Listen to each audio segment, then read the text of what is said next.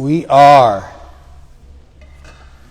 shoulder deep in the 18th chapter.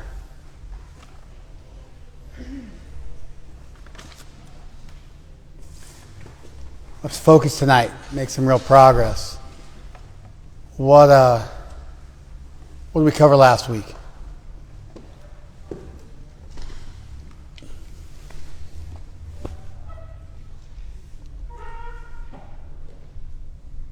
Yeah, Shane. Karma and beyond lead to bhakti, and that you could take either karma or beyond to lead to bhakti. All right, we discussed that karma and jnana both lead to bhakti, which is it's a pretty significant thing for Krishna to ratify and, immortalize in a succinct and powerful and unequivocal way that he did, using repetition throughout several verses to emphasize his point, framing the verses in a way where several possible interpretations worked, but all of them led to the same conclusion. Generally, you won't make this kind of an argument unless you're talking to an educated audience. If you're talking to an uneducated audience, a lot of times you'll pick your strongest argument. If you're talking to an educated argument, sometimes you will argue the same point from several different angles, showing that irrespective of what you stipulate to, irrespective of what you take as a premise, irrespective of different readings or interpretations, that you can only come to one conclusion. It's a powerful way of arguing. You could say to somebody, you're not going to steal the hundi, the donation box in the temple. Why not? Because it's bolted down. That's why you're not going to steal it, because it's bolted down. And if you do pick it up, I'm going to get to you before you can get anywhere. It's too heavy for you to get very far. And we got cameras on you. And there's not much in it because we empty it regularly. And you make multiple arguments for somebody from multiple different angles to show that if you think you will get it free, and you brought some tools, if you think you will come at night when you can make a clean getaway, actually we have cameras. If you don't care, there's not much money in it in the first place. And you try to think about all the different ways somebody could. Now, as I make that argument, I think that, that argument, actually is quite powerful. Even for an ignorant person, that argument, by using multiple different angles of visions, is quite powerful. What I mean to say is, if you're in a court of law, and you're talking to a bunch of jurists, if you're talking to a jury, I guess they are called jurists, actually. But I think a jurist is also a judge. So I think the term works for both. Is that right? I think so. Yeah. So anyway, let's. I don't want to get into looking up jurists right now. Can you go tell them to be quiet? Thank you. But if you were in a court and you were talking to a jury, and you might say, I didn't kill my spouse. I wasn't at the scene of the crime.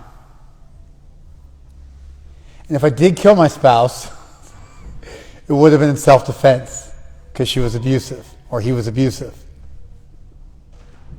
And if I did kill my spouse and it wasn't due to abuse, it wasn't premeditated because there's no indication of premeditation. And if I did kill my spouse and it wasn't because of abuse and it was premeditated, then they didn't conduct their investigation properly and therefore they don't have a case because all the evidence they have against me was garnered illegally. Can you see how such an argument would be problematic to a jury?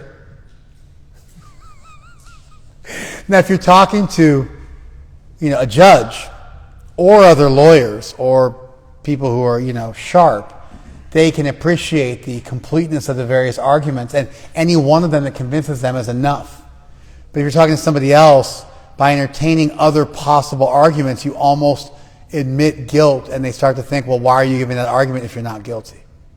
Not understanding that you may give a bunch of arguments, even though you're not guilty, just because they all hold some water, and you want to figure out which one will convince the person. Did you guys follow there? How sometimes you might limit yourself or curtail your arguments when discussing things with a layperson, so they just get one clean, clear message, and you're not guilty of equivocating, or they get a feeling like you're admitting something and or conceding something, and so you stick to only one line of argument. Did you guys follow that? So, Krsna, having, spent some time with us, and I guess to some extent we've earned Krishna's trust at this point. We sat and read the whole Gita, and we've gone through almost 700 verses at this point, whatever, 690 verses, 680 verses, wherever we are. Then he made an argument which in some ways is just clean. Do your karma, and then you'll get perfection, siddha. And then with that perfection, siddha, you can strive for Brahman. And here's how you strive for Brahman. And once you attain Brahman, then you get bhakti. And by that bhakti, from any stage of life you're in, and whatever you might be doing, whatever karma you have, whatever knowledge you have, that bhakti, by my grace, that devotional connection with me, will lead you to perfection. You'll cross over all difficulties. You surrender all your works to me, knowing me to be the supreme.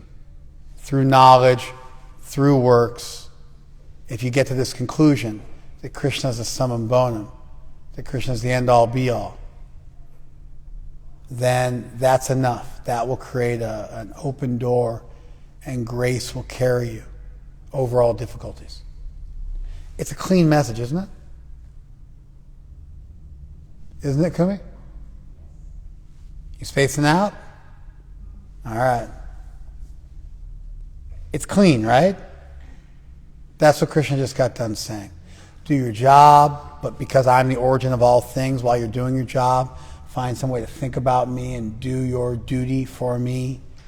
That'll help you achieve a stage beyond karma. Then you can strive for Brahman, renounce the material world. Then you'll achieve bhakti. And that bhakti, at any stage, if you offer all your works to me, if you know me to be the Supreme Lord, that'll carry you through, and by my grace you'll cross over all difficulties. If you don't do that, then it won't work out for you. You'll have a lot of difficulties. And the only reason it wouldn't work out for you is out of ahankar, out of just being too egotistical and not being able to recognize Krishna's supremacy, that Krishna is the Supreme Personality of Godhead. It's a nice, clean message. See how it just kind of flows off the tongue and one point rolls into the next? But then, if you wanted to, you can break it up. Karma leads to jnana, jnana leads to bhakti. Actually, karma can directly lead to bhakti. Or at any stage in that karma/jnana process, you can get to bhakti. Or the jnana is just part of the stage of karma, because Krishna's argued for just doing your duty throughout, and so you do your duty, and then you gain knowledge while still doing your duty, or you renounce doing it. But there's a bunch of different ways you can look at it, but all of them still ultimately culminate in bhakti. You can have a clean argument if you're a simpleton.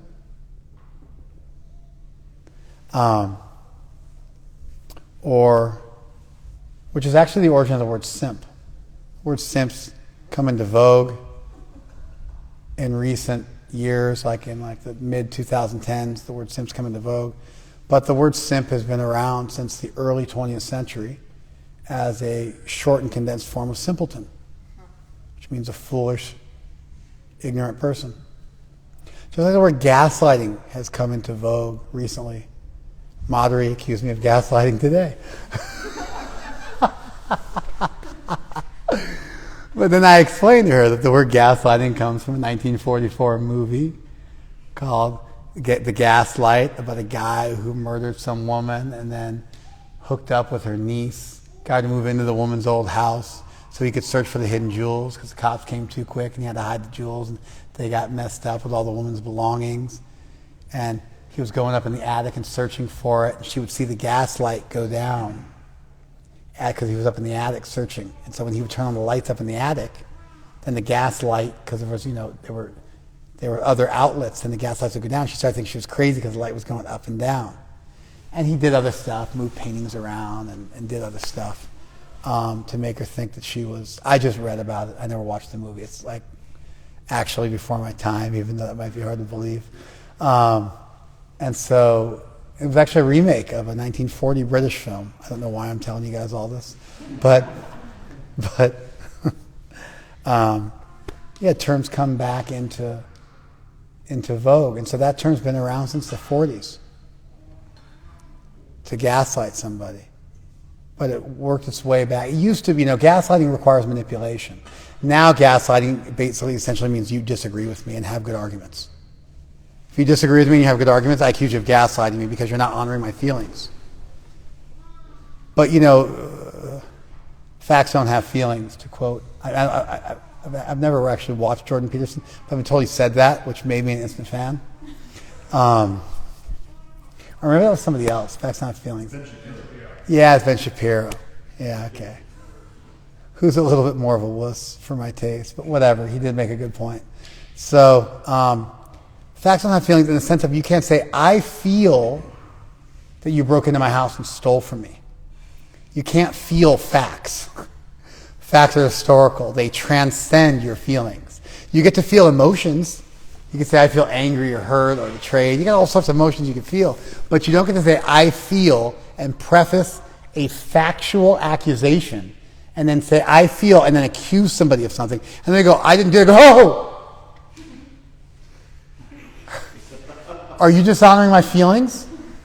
Are you telling me how I can feel? But you feel like I'm a murderer. That's like an accusation of a crime. And so, when you say I feel, you have to then name that emotion. You're going to say I feel and then make an accusation. It doesn't work like that. And if somebody wants to contest an accusation and you've prefaced it by I feel, that doesn't then allow you to go, oh, hey. Are you judging me? Are you gaslighting me? So if you gaslight somebody, you're trying to drive them crazy and you're manipulating them. It's purposeful. It's deceitful. It's to gain an advantage over them. But disagreeing with somebody does not by itself constitute gaslighting.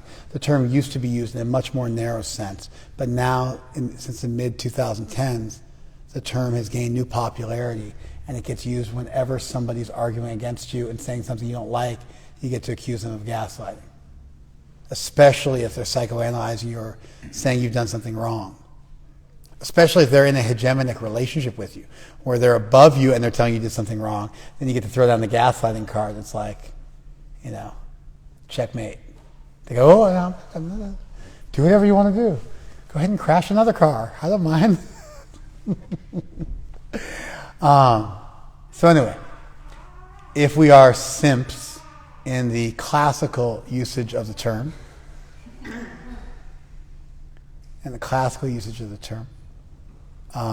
then Krishna gave us a clean argument. Do your duty. You can achieve perfection beyond simply doing your duty. Renounce the world. Once you've achieved perfection in that and attain Brahman, then you'll get bhakti, supreme bhakti. By knowing me in truth, by working and offering your works to me, wherever you're at, I'm going to carry you forward by my grace. And if you don't listen to this message, you'll be confounded, irrespective of how many stairs you've built on your stairway to heaven. Or your tower will become a tower of Babel. That's also, when somebody's babbling, that's the Tower of Babel, where all the different human languages were created because of offenses to God, and that's where the word Babel, B-A-B-E-L, which became babbling, B-A-B-B-L-E, I believe.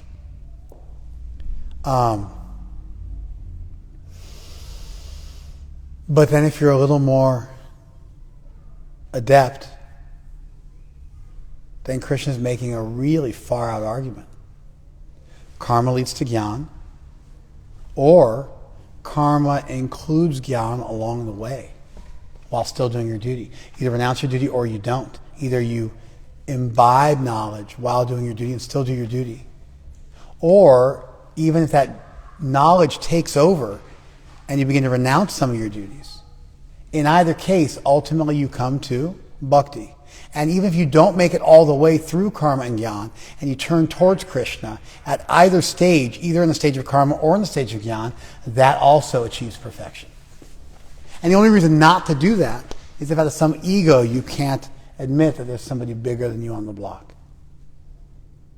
You got to be a doer. You got to build your own stairway to heaven, your own Tower of Babel.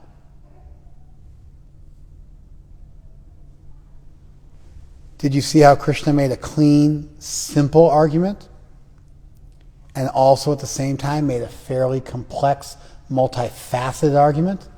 And either one of them can be read out of the verses that are there legitimately? You guys see that? That's a really powerful way to end the text.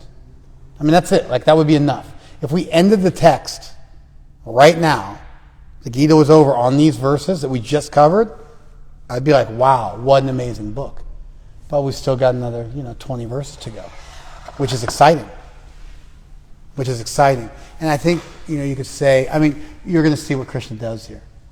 Let's finish, let's work on the second half of, let's just do 58 one more time.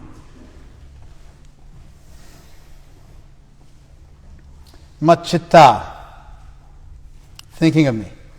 Sarva Durgani, all difficulties, mat prasada, by my grace, tarishasi, you'll cross over.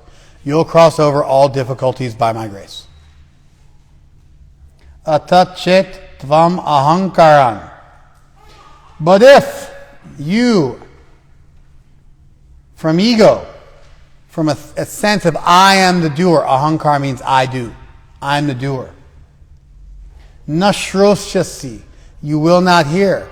Then, vinangshasi, you'll be lost.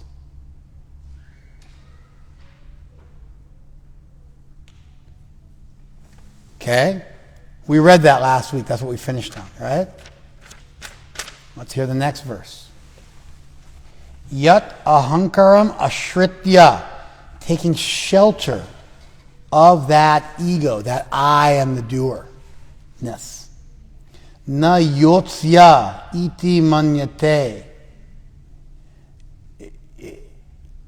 You think I shall not fight.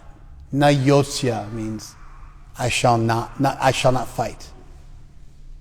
Yotsya means I shall fight. Na yotsya, I shall not fight. Iti is like quotation marks around it. Manyate. If manyase, it's in the second person. If you think, Krishna's talking to you. You think, I shall not fight. By the way, that light there is meant for this, so I can see easily. Not now. I don't know why they didn't do it, but he got that for me so that I wouldn't have to do this. And it's even, I think it charges itself, so it doesn't have to be plugged in. It charges itself, so it doesn't have to be plugged in. So you're lame. And he's cool. How you like them apples? So, manyase, you think. What do you think? Na yotsya. I won't fight. If you think that, out of ego, taking shelter of your own ego, mityaisha, vyavyasayaste. Prakriti-tvam niyoksyati. You will be yoked by your own nature, and your resolve will prove false. your resolve will prove false.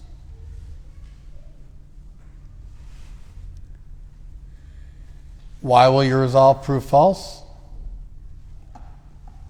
Swabhava jena kaunteya nibbadha svena karmana.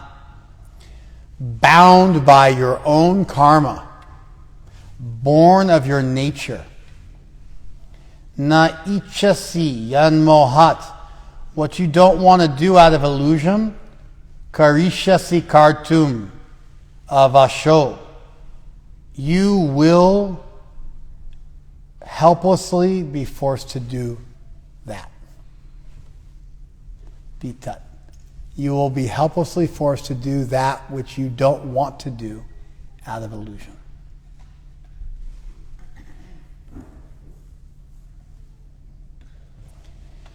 Let's do one more. Ishvara sarva bhutanam hrideshe arjuna tishtati. The Supreme Lord of all beings is situated in your heart. Brahmanyam sarva bhutani. And He is directing the wanderings of all beings. Yantra arudhani mayayat. Seated on a machine by Maya. He's directing the wanderings of all living beings as if they are mounted on a machine and they're forced to move in particular ways. And Prabhupada's translation? Last warning. Otherwise they can come in for class. If you do not act according to my direction and do not fight, then you'll be falsely directed. By your nature, you'll have to be engaged in warfare. Under illusion, you are now declining to act according to my direction.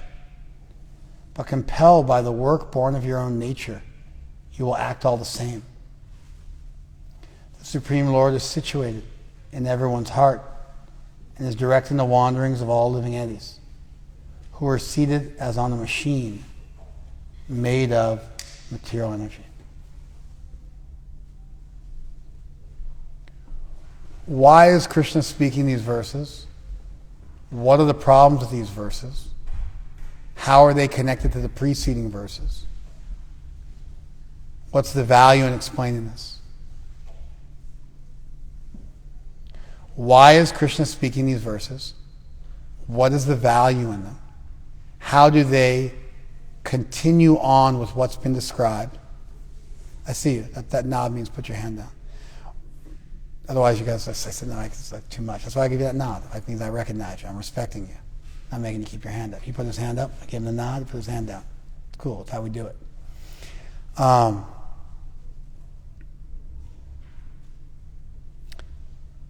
What's the value of these verses? How do they follow the last verses we just read?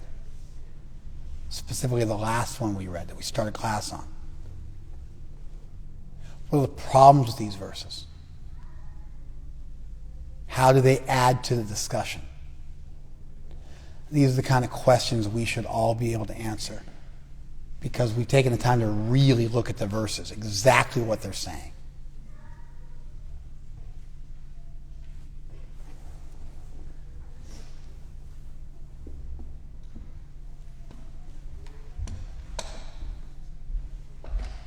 Can you let Roddy know it's actually creating a disturbance? Thank you.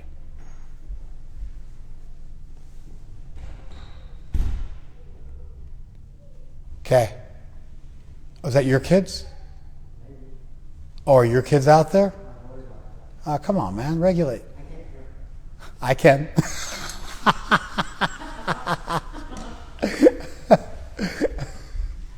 But just regulate a bit and come back in. I didn't realize it was yours. I may not be able to control them the same way I can control mine. I was a little surprised. I was like, what's going on here? I got some kind of Lord of the Flies situation. But now I know it's somebody else's kids. So, okay. Okay, these are my questions. Kick those shoes to the side. Thank you. What do you guys got for me? Yes.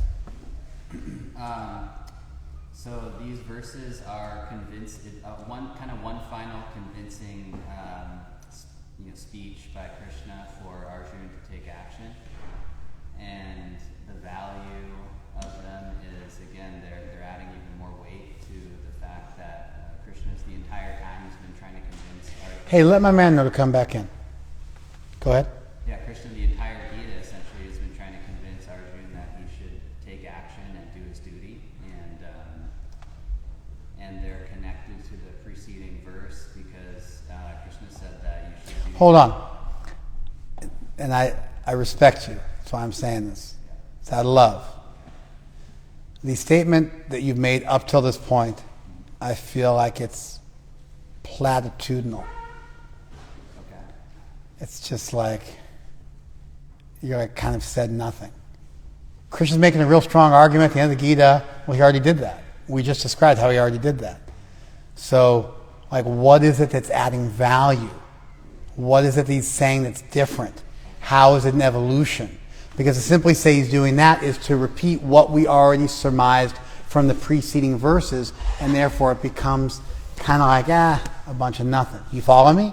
So I need to see what it adds. And you're out of time, because you get one answer. This is Jeopardy. You get to give your answer, and if you give a good answer, then you get to give another answer. If you don't, you get knocked back down. You got to take your place. And I'm not going to call on you right away, and there's a reason for that. You know what it is? You want to give other people a chance. I'll be severely disappointed if you don't know the answer. Now, given last week, I'm ready for that disappointment, because I was shocked by your ignorance last week. But I'm hoping that you screwed that on properly, and we're good to go, because I'm expecting you know the answer. Especially the way you raised your hand made me think, okay, you got it. And I know you got some more bullets in your gun too. So, but you got to start strong. You got to wow me. This is like one of those Making that multi-layered argument like you talked about. Hey, you took too much time, baby. You got to wow me, dude. This is Dance with the Stars. Not Dance with the Stars. What is that? American Idol? Is that it? All right. You know what I mean? Where you get your one thing, otherwise you hit that buzzer. Okay, who's got something for me? Yes, sir. Yell at me. In the last verse, Krishna is saying to Arjuna that if you act with your false ego, you will be lost. Yeah. In these verses, he's saying, well, everything is my direction. Everyone's an instrument for their own duty. So even when you're doing a duty that you don't want to be doing, when you think of me and realize that it's the instrument of the stupidity of my... Okay, you know why you're laughing? Yeah. Why are you laughing? Because that last couple words were just... Yeah, you started strong. I was like, my huckleberry. And then you kind of jumped off a cliff. Hey, that you're done. Buzzer got hit, baby. But listen, you made a great point. I want to move along. I don't want to just hate on you guys. So, for sure, this is part of what was there. And you know that too. He started with that. Krishna said, if out of ego you don't follow my direction, you'll be lost. And then he expounded on that and expanded on that core idea over several verses and spelled it out for you, what would happen. That's powerful. That's a really nice linkage. He used the word ahankar, and then the next verse he said out of that ahankar. And so he's clearly continuing with that theme, and he's now not describing what you should do, but describing what you should not do. Rules and regulations, do's and do nots, rights and wrongs. It's a very, very serious truth, whole truth, and nothing but the truth. It's a very powerful way of arguing. You say what something is, you say what something is not. And you cover all bases, and you arrive at a very clean definition. So that's part of what Krishna is doing. And this is a classic feature of Vedic texts in general. A classic feature of Vedic texts in general is they will make a positive and a negative argument for the same point. Remember how last week I did that whole thing where I asked you a simple question? 2 plus 2 equals 4. Therefore 4? Thank you. Appreciate that. You see that? I tried to do that with you guys. The reason was I thought we were going to get to these verses, and I would be able to point out to you how Krishna makes a positive and a negative argument. And we need to learn an argument well enough that we can break it down and do it negatively and do the vice versa version. And that's one way to make sure you've understood the argument, because you can say it backwards and forwards. You know how you can tell somebody's lying? Ask them to tell their story backwards. Classic interrogation technique. Don't ask me why I know that. But everybody practices their lies forward. So you start to pick through the story and make him go backwards. Maybe not even the whole story backwards, but you just start asking questions and you watch them fumble. But if you own it, if it's your story, you can go backwards, forwards, upside down, right in the middle, jump around, wherever you want to go, we can discuss it. Because it's the truth. And so when you understand fully an argument, when you fully understood an argument, then the result of that is that you can reverse it. If you got 2 and you got another 2, what do you got? Oh, you got 4. Then 4 is 2 plus 2. And if you got 4 and you subtract 2, then you'll have 2 left. And if I got 3 apples and I have 1 apple, then I'll have 4 apples. If I got 4 apples and I take 2 away, I'll have 2. And you know backwards and forwards.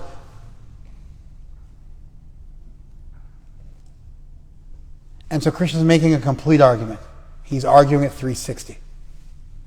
Sometimes they even got a 480. They'll do a 360 on you. They'll interview you from all angles, your former bosses, your lovers, your haters, everything else. But then they'll sometimes do a 480 where they interview people you knew in school and people who have very minimal connections with you, and they try to get every bit of data they can possibly get on you. And so Krishna's making a complete argument. Remember last week how I did this with you guys, almost in a military-esque way? It's because Krishna makes such an argument. He really argues it strongly.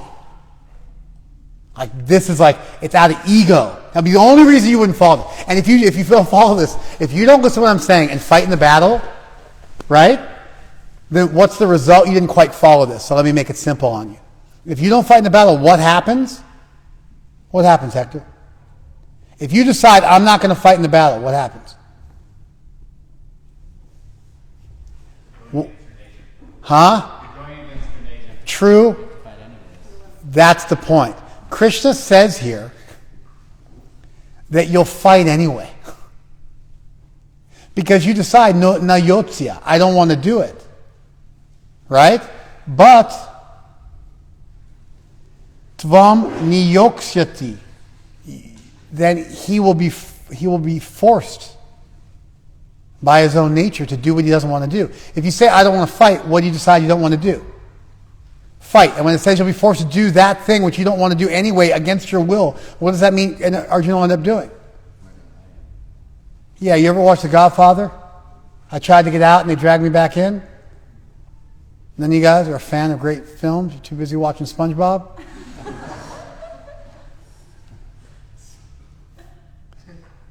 They sent me some SpongeBob screenshots the other day, as if I was supposed to understand that referent, and I was like, I don't know this referent. And then they were like, I'm this one and I'm that one. And I was just like, please stop. I find the images repulsive, and as you start to tell me which one you are, it doesn't help me at all. Except for the orange guy's kind of pear-shaped. Looks like he needs to lose some weight.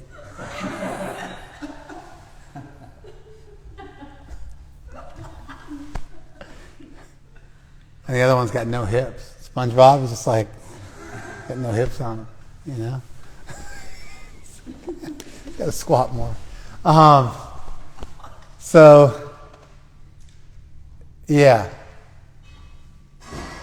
Krishna's making a really heavy statement. If you decide you don't want to fight, and the only reason you decide you don't want to fight is out of ego, you'll end up fighting anyway. Because the Supreme Lord is in everyone's heart and is directing their wanderings.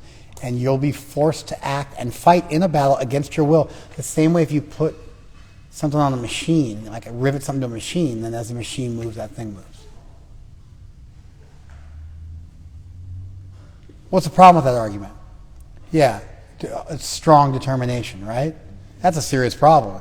Indicates there's no free will whatsoever, right? Okay, so that's a problem. How do we resolve that problem? Pretty simple. You know, you don't find really strong arguments for free will in the Vedic literatures. You do find statements that the living entity has free will and should use his free will properly. A couple verses now, Krishna will say, please think about this and whatever you want to do that. So how is it that Krishna can make a statement like this and then say, you think about it fully, vimrishaitat asheshena yata ichasi tatakru.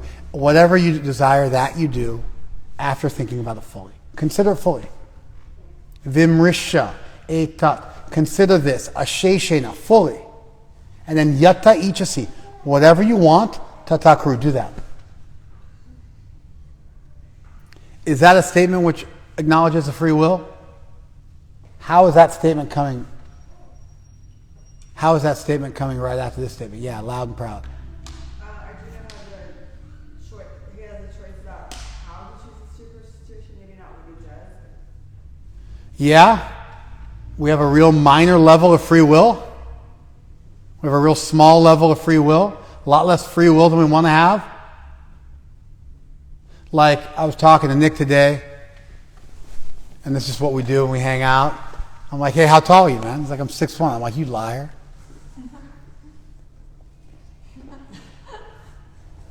I'm 6'3", and you're shorter than me. He's like, no, I'm not. I'm like, yes, you are. Let's go get a mirror and look.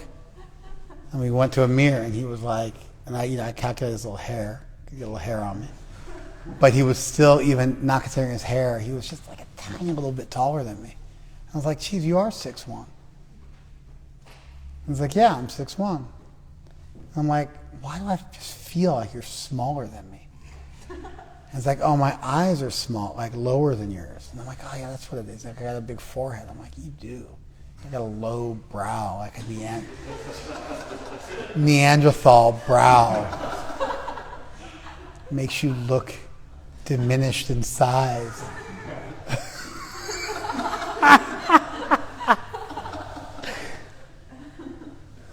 And let's say Nick decides, like, yeah, my brow sucks.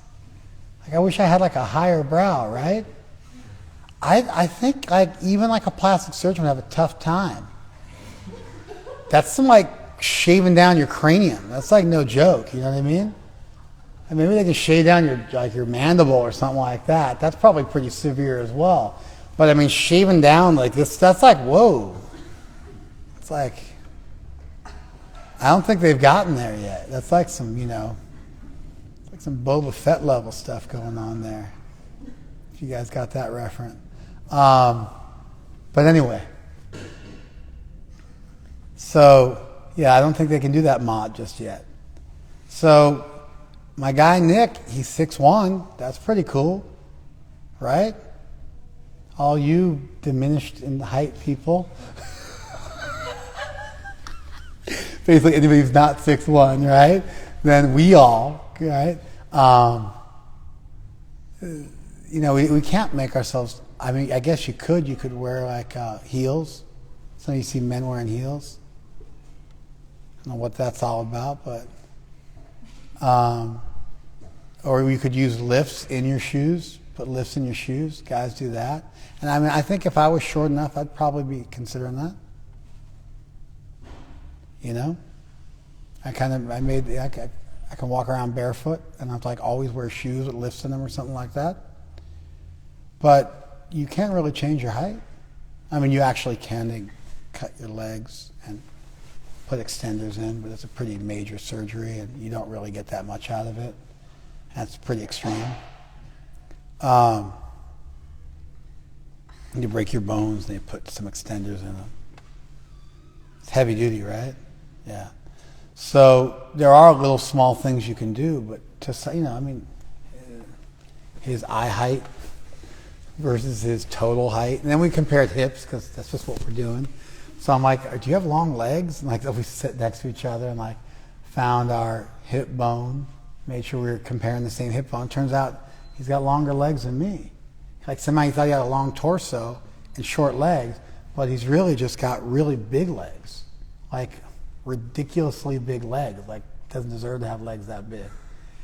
I'm like, I'm kind of jealous. I don't have legs like that. And so he'd probably like be a huge squatter if he really wanted to like get into weightlifting. I mean, it's like real tree trunks for legs, and he doesn't even do much. And so, you know, he's got long legs, but they're also really big. He's got a short torso. He's got a kind of a serious brow thing going on. He's 6'1". Those things are all unchangeable about himself. There's lots of stuff about ourselves. It's just what it is. It may not just be physical stuff either. There's also mental stuff about us. It's just kind of the hand we got dealt by the deck of life. Maybe our predisposition to certain kinds of cancers. Sometimes people eat the healthiest diet ever. You know, the guy who invented Reiki died at 60. What's up with that, you know? Maybe you should do some Reiki on himself. I'm sorry, I didn't mean to be a hater.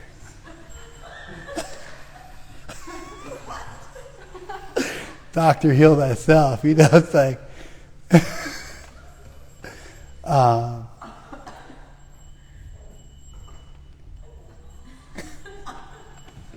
So, there's just a lot of stuff, you know?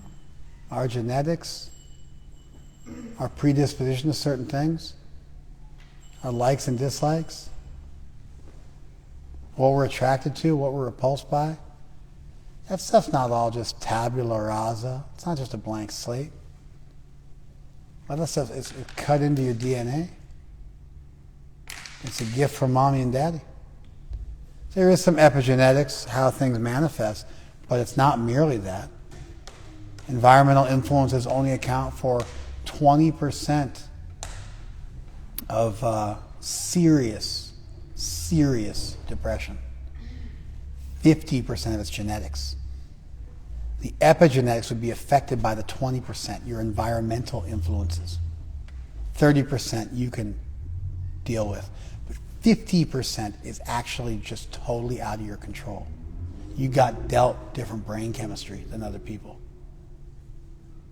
Wrap your head around that.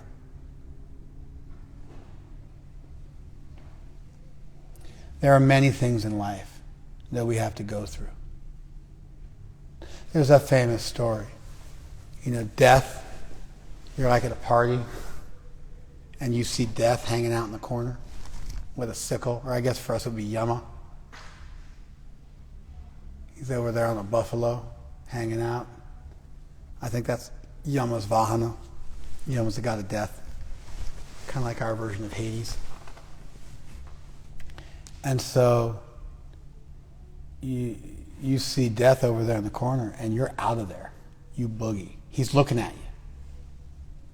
And you run and do a whole planes, trains, and automobiles thing. Pretty soon you're in like Montenegro and some like, that's just south of Croatia. In the land formerly known as Yugoslavia. So you're up in the mountains of Montenegro. I'm thinking about taking a tour there, that's why. And so, you're up in the mountains of Montenegro, off of the Adriatic. You flew into Dubrovnik to go, 5-hour car ride. You're out in the middle of nowhere. You guys gonna do something about that? And so, and then, you're like in a cave by a lake, hidden, cowering, evading death. And you run into the cave, turn on your flashlight, and death is in the cave. I was like, and death is like, thank God. Because I saw you in that party the other day. And I was like, wait a second, I got an appointment with you over here in this cave today. And I thought, how are you ever going to make it over here? And he's like, whew. You get the story? Do you understand the story? Oh my God.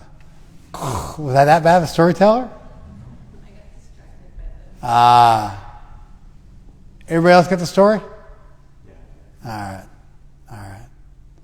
So, I think there's a lot of truth to that. I think genetics have borne out the idea that there's a heck of a lot more predetermination in the world than we might want to believe.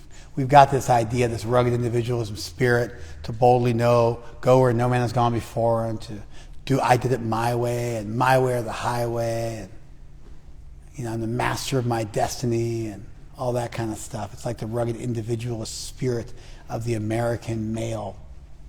And so we've embraced that aesthetic. But it doesn't make it true. That's just kind of our thing. That's like our hobby. That's our thing. That's our aesthetic. Doesn't mean it's actually a fact. And so the reality is there are many things about your life which are predetermined, and a good life consists of learning to accept them and work with them.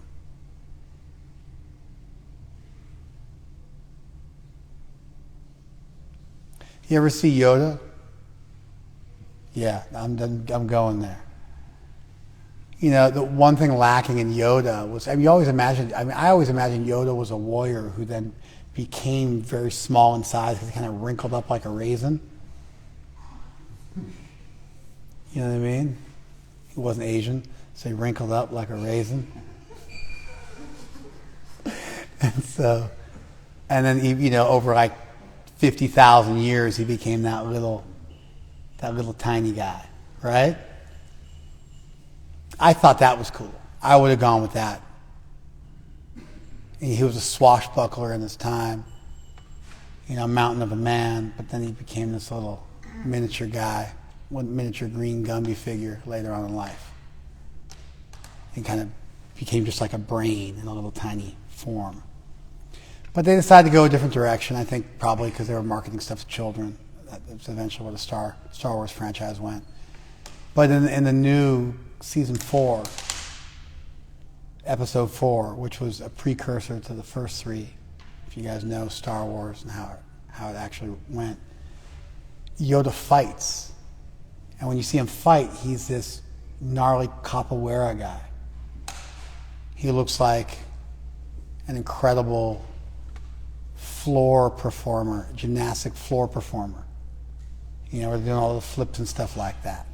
And he's spinning around like a dreidel with a lightsaber. It's like a dreidel armed, a little green dreidel armed with a lightsaber. Spinning around on the table of life.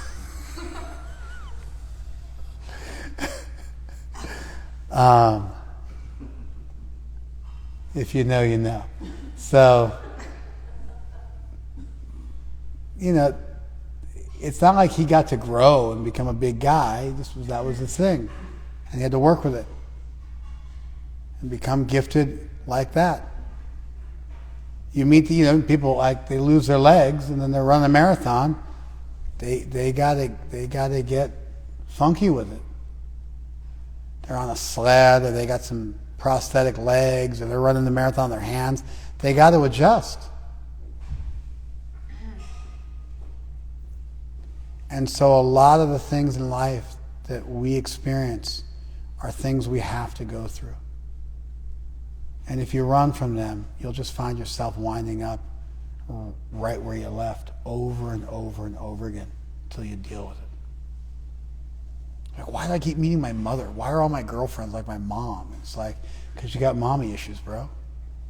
That's why. You should deal with that. Stop running from it. Krishna's it's a gambit. You guys know what a gambit is? A gambit it's from gambetto, Italian, 17th century. I looked it up before class. I had this thought before class, so I looked it up. I'm not just breaking that stuff out from nowhere. Everything else I said, I just figured out on the spot, but that one was and so it means to trip. Gamba, your legs. Look at the gams on that person. Gams it's kind of an archaic mid-20th century term for legs, usually used by hound dog-esque men who are marveling at some woman's long legs. They'll say, look at the gams on that girl. Of course, I would say, like, look at the gams on you. I'm a fan. That's from gamba, which is leg, gambetto, to trip. And so a gambit is a risky opening move in chess, but it's acquired a wider usage. I believe the origin of the term was from chess, but it's acquired a wider usage. It's when you take a risk to try to gain an advantage. So a gambit in chess is you make a move, you sacrifice a piece, but by them taking that piece, they mess up their defenses and they open some avenues for you to eventually win the game. So a gambit's a risk. Like there's like Pascal's gambit, also sometimes called Pascal's wager, where he says, if God doesn't exist, who cares? You believe in God, he doesn't exist, no harm, no foul, you live a better life. If God does exist, you go to heaven forever. If God does exist and you don't believe in him, you go to hell. And so it's like,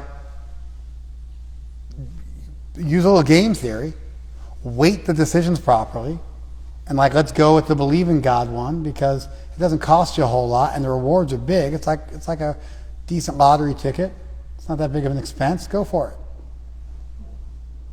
And he's saying weight your decision, weight the cost to benefit ratio. It's called Pascal's gambit. Krishna's making a gambit here. He's making an aggressive argument. He's saying, listen, from any angle, bhakti is the highest.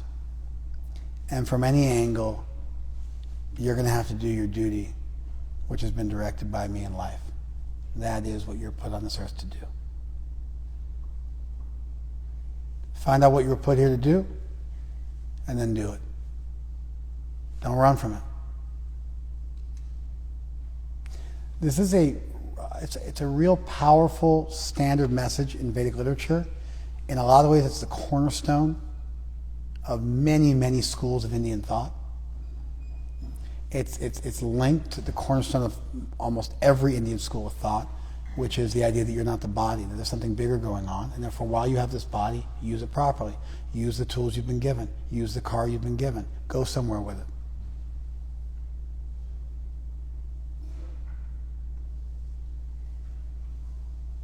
Don't try to be something you're not. Be who you are. Who you are is great. Be the best version of yourself. Don't try to be somebody else.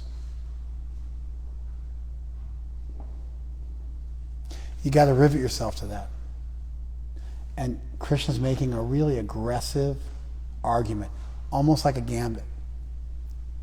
Hey, do the right thing. If you don't want to, you'll be forced to anyway. So just do it. Do the right thing. Like don't fight me on this. You're going to end up doing it anyway.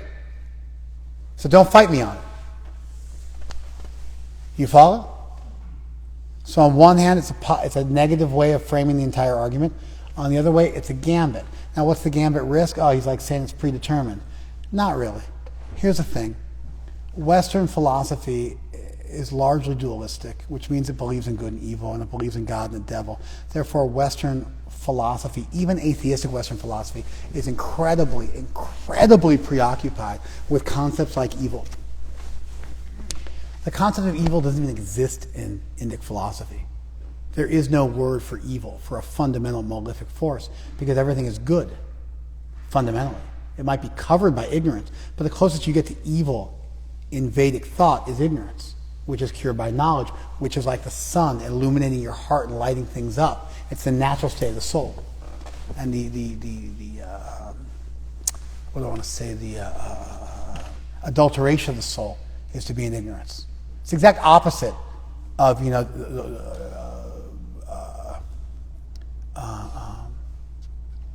Augustinian theodicy, that Adam and Eve messed up and everybody's born in sin. And then through vicarious atonement through Jesus, you become rectified. But your fundamental nature is dark. You're broken, fundamentally. It's the exact opposite world. Your fundamental nature is good, and you just have to discover that, wash that off, clean that up, distill it, and you'll see that you are made of light. You are made of goodness. As such, there's no true thing called evil. Evil is just an illusion, as is suffering, really, in many ways, from the perspective of eternity. And so you find this incredible preoccupation with suffering and evil in Western thought that's just not there in Vedic thought. And because that preoccupation isn't there, Krishna can make radical statements like, I'm in charge of everything, you got to do what I say, otherwise you're going to be forced to do it anyway, and then turn right around 3 verses later, literally, and say, that's 2 verses later, and say, hey, I've said everything I had to say to you. Krishna literally says, I've said everything I had to say to you. Think about it and do what you want to do. Why? Because free will is presupposed as an obvious, indefatigable, unquestionable facet of reality that everybody knows, and therefore you don't have to argue for it, just like you don't have to argue for please breathe. If you're here and we're talking, you know how to breathe. I don't have to make a whole philosophy out of explaining to you that breathing is important. Although actually pranayama is that. But anyway. I don't have to make a philosophy out of using the bathroom or eating. These things happen. And so the idea of free will was presupposed by the Vedic pundits, and therefore they didn't develop an elaborate philosophy around it because it was just accepted as a given. As an undeniable, self-evident, incorrigible, foundational facet of reality that everybody should agree to as a starting point. And so because that's there, Krishna can lean really far out and make a gambit and not fall. If you're not tethered to the tree, when you lean out, eventually at some point your balance will be off and you'll fall. But if you're strongly tethered to the tree, you can lean out as far as you want to. And because you're strongly tethered, you're good. That's why Krishna can make an aggressive argument like this. It's not meant to argue for an absolute predetermination. It is meant to tell Arjuna, hey, you're going to have to fight. This is actually, you're going to see your kinsman dying, and you're going to have to come jump in. Something's going to happen. This is your path.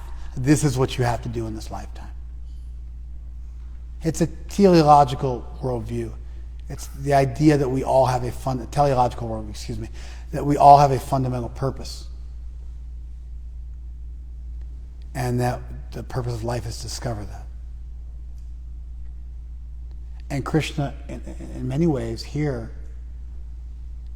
amazingly, is really arguing for an eternal purpose, which is to fulfill the desires of God. God has desires for each and every soul and has a plan for all of us.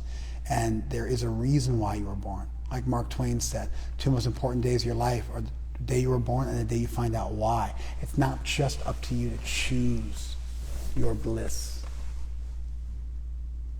But along with this body came a particular purpose and a particular set of skills.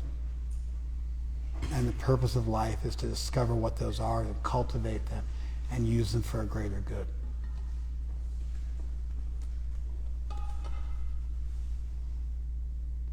So what's Krishna doing here? He's flipping it. 4 is 2 plus 2. Here's the positive argument. Here's the negative argument. He's making a gambit and getting really aggressive. How can he do so? Because he's automatically tethered. He's strongly tethered to the idea of free will, as evidenced by what comes up in just a couple verses anyway. And he's taking a chance. He's really trying to break out all the stops and argue in a multifaceted way to convince Arjuna, just do it.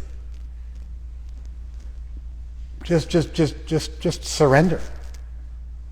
Just fight.